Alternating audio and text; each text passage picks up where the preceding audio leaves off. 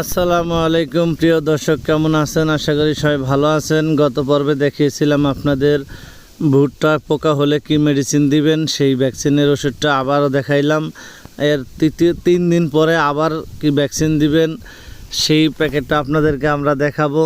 তার আগে দেখাইতে চাই ভুট্টার মোচার মধ্যে কি পরিমাণ পোক হয়েছে, সেই পরিমাণ পোক দেখে আপনারা ওষুধ দিবেন। যে কোনো ভ্যাকসিন দিতে পারেন, কোনো সমস্যা নেই। ওষুধের দোকানে গিয়ে বললেই হবে যে ভুট্টার মোচার ফুলের মধ্যে পোকা হয়েছে।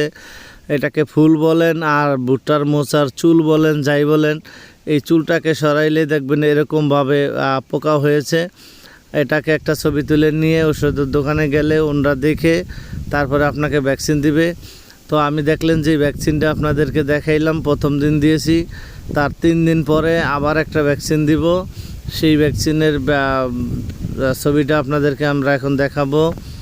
তো আমি যেভাবে এই ওষুধগুলো দিয়েছি আপনারা চাইলে এইভাবে ওষুধগুলো দিবেন, তাহলে এই ওষুধে আপনার এই মাজরা পোকাগুলি নির্মূল করা সম্ভব। দেখতেছেন যেই ওষুধটা দিয়েছি এটা হলো একটা প্যাকেট, মাত্র 10 গ্রামের। এই প্যাকেটটার দাম 45 টাকা। এর সাথে আরও একটা প্যাকেট আপনাদেরকে আমরা দেখাবো, সেটা হলো বোতল।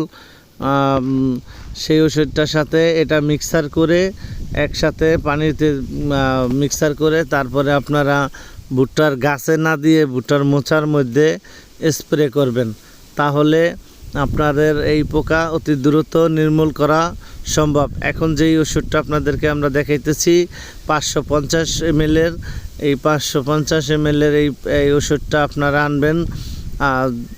আপনাদের যতটুকু জমিন ওই পরিমাণে আনবেন। আমি 20% জমিনের জন্য আমাকে এই ওষুধটা দিয়েছে। তো দেখতেছেন 550 ml, আর ওখানে হলো আপনাদের আরেকটা প্যাকেট দেখাইলাম মাত্র 10 ml। এই দুটো ওষুধ একসাথে মিক্সার করে আমরা এখন স্প্রে করব। আপনাদেরকে আমরা দেখাইতেছি যে ওষুধটা এখন দেখলেন যে ওই ওষুধের যে মেশিন, ওই মেশিনের জালির মধ্যে ওষুধটা ঢেলে দিবেন। তারপরে আপনার যে প্যাকেট, এই প্যাকেটটা ছিঁড়ে সেখান থেকে আপনার অর্ধেক পরিমাণ ওষুধ এই প্যাকেটের মধ্যে আপনার জালির মধ্যে নেবেন। এখানে দিয়ে দেখতেছেন আমি অর্ধেক দিতেছি। এই ওষুধটা দেওয়া হলে আপনারা এই জালির মধ্যে পানি দিলে আস্তে আস্তে ওষুধটা মিলে যাবে। আলাদা করে বালতিতে আর গোলাতে হবে না, কারণ বালতিতে মিলাইতে গেলে আশেপাশে পড়ব, তারপরে অন্য প্রাণী খেতে গেলে হয়তো ক্ষতি হতে পারে। তাই আপনারা এইভাবে করবেন, তাহলে ওষুধটা প্যাকেটের বা আপনার যে বোতল ওষুধ মিক্সার করার সেটার ভিতরে দিলে একবারে হয়ে গেল, বাইরে আর ওষুধটা পড়লো না। তা আমার মতো এভাবে দিবেন। আর আপনারা যদি আরও অন্য কোনো পদ্ধতিতে দেন ওষুধ, সেটা আমার কমেন্ট বক্সে জানাবেন, তাহলে আমি হয়তো আমার থেকে যদি আপনাদেরটা আরও ভালো হয় সেটার দিকে আমরা আর একটা ভিডিও বানিয়ে দেব, জনগণকে দেখাবো যারা ভুট্টা চাষি ভাইয়েরা আছেন। তো আমি এইভাবে করেছি। আমি এবার প্রথম ভুট্টা চাষ করলাম, তো আশা করি আমার ভুট্টাগুলো ভালো হয়েছে। তো দেখলেন আমি এখানে 10 লিটার পানি নিয়েছি। আমার এই মেশিনটা 10 লিটারের, 12 লিটারের মেশিন, কিন্তু 10 লিটার পানি নিয়েছি। নিয়ে এখন আমি যাচ্ছি ওষুধ দিতে। আগে যে ওষুধটা দিয়েছিলাম তার 3 দিন পরে আমি এই ওষুধটা দিতেছি। তো 3 দিন পর 2 দিনের লাগাতার স্প্রে করলে এই ভুট্টার পোকাগুলি আর থাকে না। আর বিশেষ করে যখন আপনার ওষুধটা দিবেন, ভুট্টার মোচা ছাড়ার আগে যদি আপনারা ওষুধগুলো দিয়ে নির্মূল করতে পারেন তাহলে সবচেয়ে ভালো।